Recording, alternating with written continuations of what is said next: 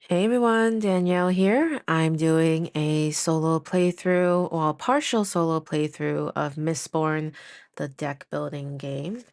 I got this as a review copy from Brotherwise Games, so thank you to them for sending me a copy. I do want to preface that this is the solo co-op mode. So you could play this kind of like a competitive uh, four-player game if you wanted to. But I am playing it as a solo game against the Lord Ruler. So we have here the setup. So you take this card and you grab the dominance card. It is double-sided, and you're going to place the portrait card right on top just like this, showing x equals 1. They also have a deck of cards. They will be a mix of adversaries and edict cards. But I'm following a solo variant, which I'll link in the description below, where you'll remove certain cards. And these cards tend to be the more challenging ones. So, that tells you that the solo co-op mode is pretty challenging. And I got to try it one time before, and it was challenging. Somebody actually came up with creating like a tier deck. So tier one cards will go here, and then the second tier will be kind of in the discard pile because once the deck runs out, or actually, I guess there's a point in the game where you might need to just kind of reshuffle basically when it's done, and then you'll go ahead and just add those cards in while you shuffle. You'll also want to grab the black cubes. These will track the adversaries that require damage. And as you damage them, you will place cubes on them to track their damage. You'll also have a health tracker. They will have 48 health. That's a lot of health. They actually have more than us. As part of our setup, we'll grab our health tracker. 36 health is what we start with. I'm playing as Vin. And this is a warrior. We will be able to reach these milestone abilities. You'll see there's like, level 1, 2, 3, and eventually be able to use them during the game. You have your starting deck of cards. Each character has 4 specific character cards to their deck, and then the rest of the deck is actually filled with funding cards. I had already put them together, shuffled it, and drew my 5 cards. We have this board here as well as part of our player area. We have a purple cube to track our training level. Currently, we are at the first level here, which gives us the ability to burn 1 medal during our turn. We have a total of 8 different medals that we'll be able to burn throughout the game to use our cards and abilities. Up here, we have 3 missions that were randomly drawn from the mission deck. I forget what they're called. I think they're mission tracks or something.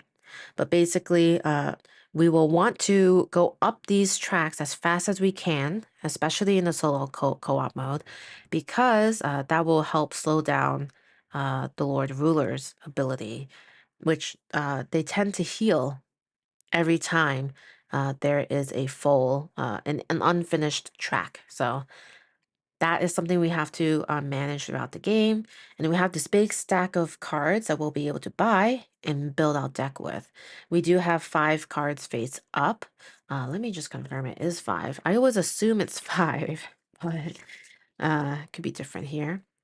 Looks like it will be 6. All right.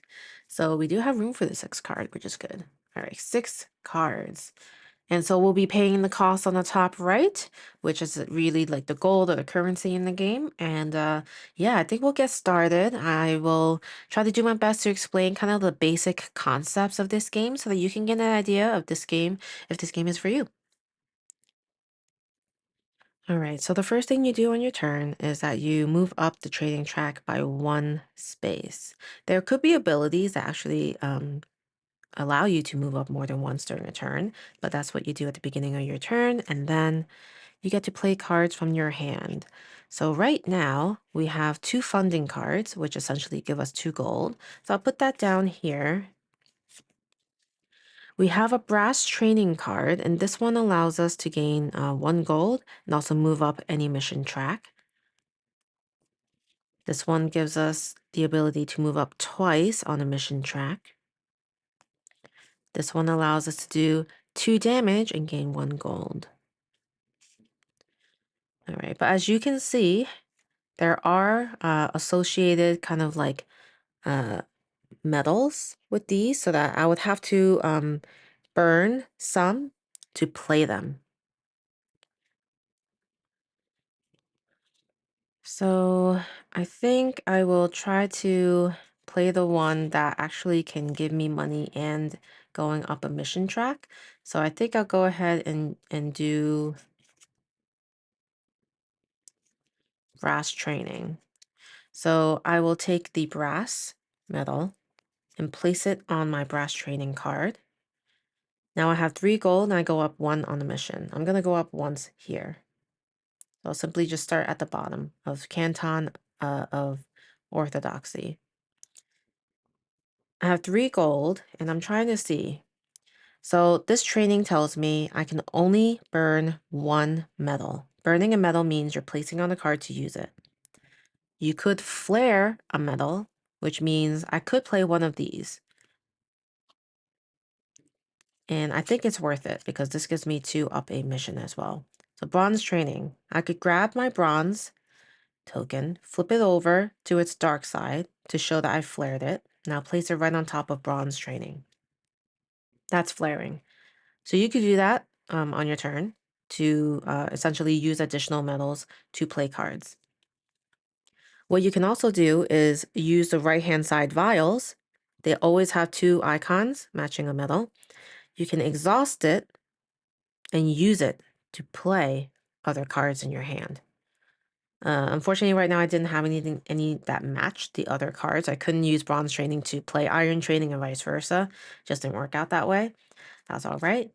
Um, but yeah, just so you know, when you flare it, you end up putting it back with the dark side up.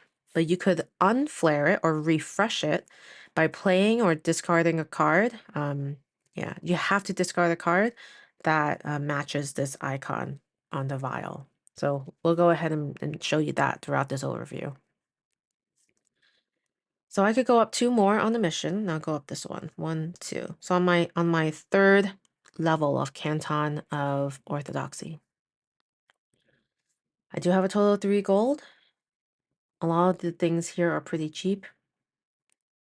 One of the only things I could probably get here is this rebel. And this is a an ally. So this one would just kind of stay out. If I were to play it, I don't know if I love this ability. Activate the top ability of one of your allies that hasn't been used this turn. It's really only useful if if you have other allies. So it's difficult because I wish I had more gold to work with. And I could flare. Um, yeah, I could flare, and I think I could flare more than once in a given turn. Obviously, that just means I'm gonna have to refresh them before I can use a card that requires them again. So that's gonna be a little bit, a little bit of a strategy to decide if I want to do that. Uh, I guess I will, just so I could buy something useful. I will flare the iron. All right, so I get 2 combat. I'll do 2 combat here just for the sake of it, down to 46. And now I have 4 gold. So that does open up a lot of possibilities. It's these 3 cards. There's 2 eavesdrops I could get, or the hide. Let's take a look at this one. So this says I can move up 1 on every mission that I'm the lowest on. And then there's like this off-turn ability where I could reduce an opponent's mission by 2. That's not too helpful here in a solo game. Uh, and then if I were to use this as a medal to play another card or ability, I'd be able to gain gold. So that's pretty useful too. So that's eavesdrop. And then hide allows us to gain 3 health, which could be pretty helpful. And we'd be able to gain 2 combat if we spent it. And it has a play off-turn ability to prevent an ally from being eliminated. The attacking damage is still spent. Okay, I think that could be useful. So I think I'll grab this one for the 4 gold. I'll put in my discard pile. These go back onto my board exactly as is. So if it's flared, it goes back flared. If it's not flared, it won't go back flared like the brass. And then we'll just discard all the cards that we played. Just so you know that if you have gold from your cards that you played, it does not roll over into your next turn. So you have to use up all the gold or you lose them. If we wanted to, we could no, I was gonna say we could keep cards, but in this game you actually can't. You would discard any other cards besides allies and any cards remaining in your hand, as I did here, and then you draw 5 new cards from the deck. All right. So we will start the next turn with 4 funding cards and 1 pewter training card. All right. So now it is the adversary, the Lord Ruler's turn. So we'll go ahead and draw the top card and see what we do.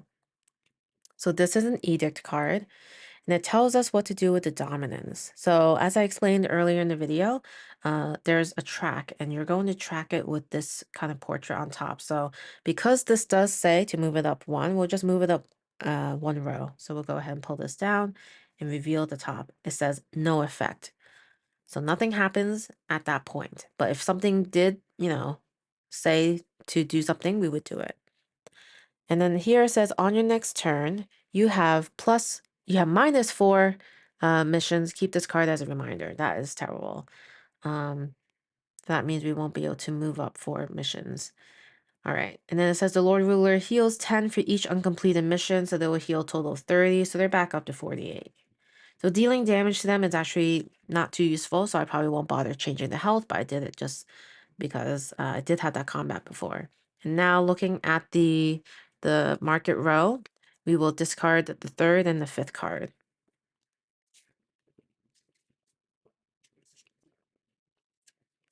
All right. And that's how we resolve an edict card. That's their turn. Now it's back to us. We get to move up 1 on the training. We have 4 funding, so that's $4. And then pewter, we'll go ahead and grab a pewter to play this training card, which gives us 2 combat, essentially doing 2 damage to the Lord Ruler, but not really because they're going to heal, so we'll leave it at that. And we have 5 gold. So this looks pretty good, the Unveil. Anything that gives me more abilities to move up a mission track, obviously not this turn because of this edict that would have given me -4, is helpful because that really is our strategy to get those mission tracks up to prevent Lord Ruler from healing. So I'm going to go grab this card.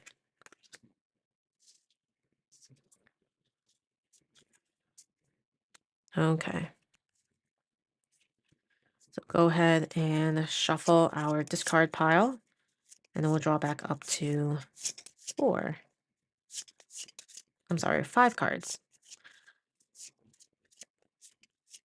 I sound probably a little bit nasally because I'm currently sick, but trying to power through, and the board games kind of usually is not too intense of an activity to do when you're sick. All right, so next round I'll start with 2 fundings. Ooh, a bunch of training cards, bronze, iron, and pewter.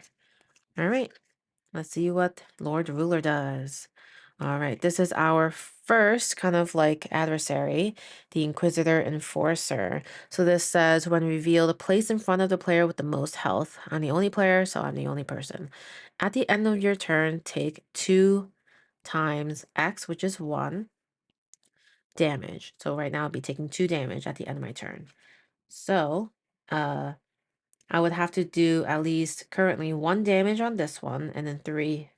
So now at least my damage won't be wasted. All right. So I could do potentially a bunch of damage. I don't know if I have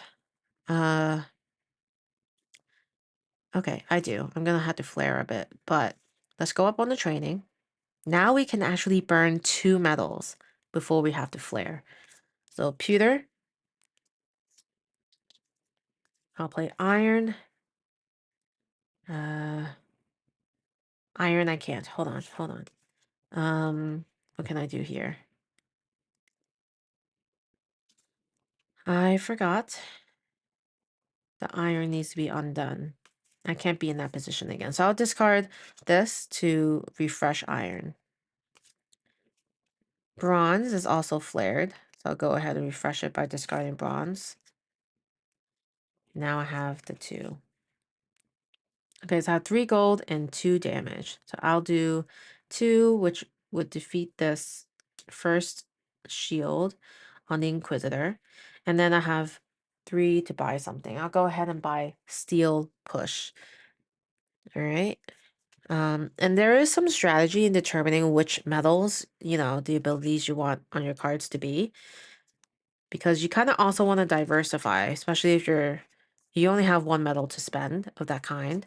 Of course, you could play other cards that could give you that, but lots of strategy in this. I'm not great at it, to be honest. All right, 5 cards. Funding, hide, funding, brass training, unveil. Cool. Let's see what's next. Oh wait, so we actually get to take 2 damage because of the Inquisitor.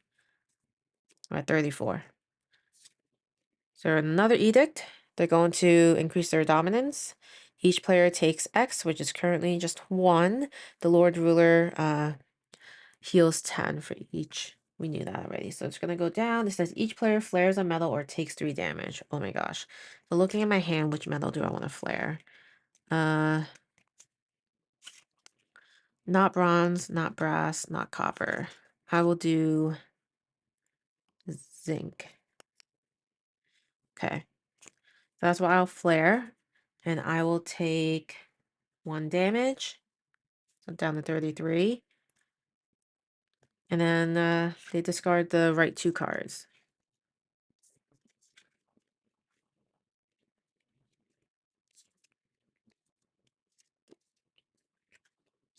Okay. Let's see. Well, 2 funding will definitely play. We have, oh wait, let's go up 1 on our training. Let's not forget that because that's important. We have hide, which requires a copper. We'll definitely play that and heal 3. So we're up to 36 again. Then we have brass, which we could also play. Or maybe not brass.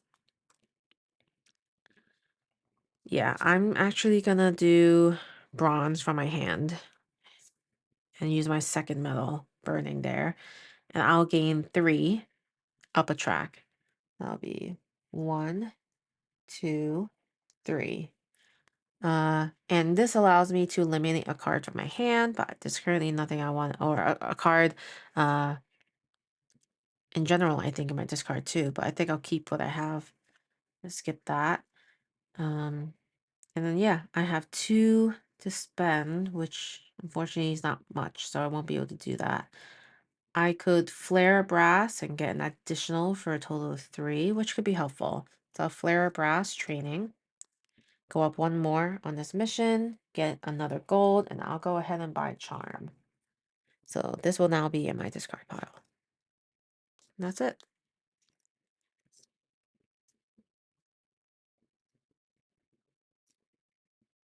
So brass, yeah, that's good. Draw, we have 2 cards, so we'll shuffle.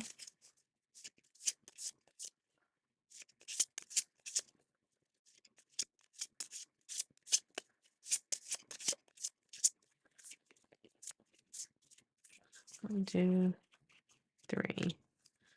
All right, let's see what they do. Oh wait, we take 2 damage because this Inquisitor is still alive. Okay.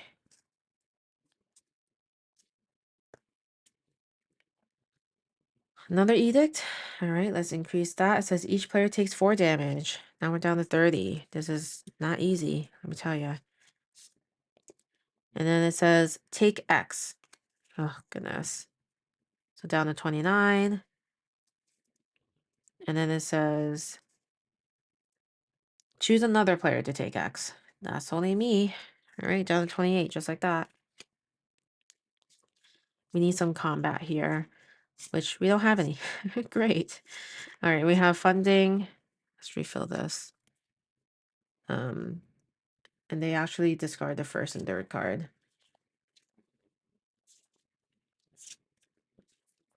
Okay. We have Unveil and Brass Training.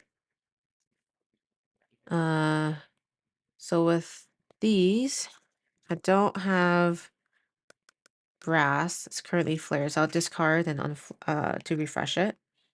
Then we have Unveil, which requires a bronze, so I'll play that. Go up 3.